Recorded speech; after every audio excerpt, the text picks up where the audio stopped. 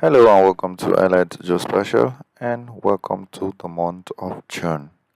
So this month we'll be looking at conversion tools. So we're going to be doing quite a number of examples on the conversion tools. So basic things that you can do in conversion tools. So we'll be taking them piece by piece.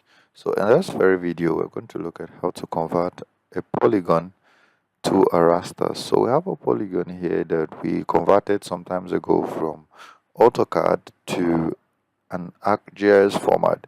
So this is more like a layout, and so this video we're going to convert this polygon to a raster.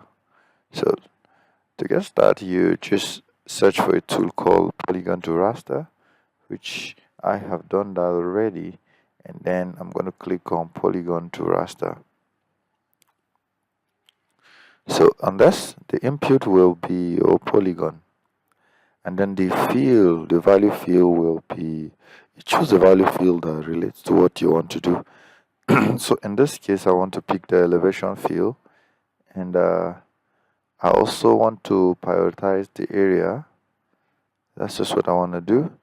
And then in this cell you can choose your own. So let's say I'm just going to put 5 anyway, and then I'm going to click on OK.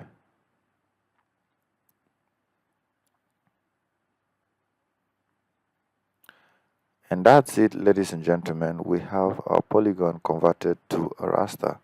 So you can right click and go to properties, and then you go to classify, or on the symbology then you go to classify.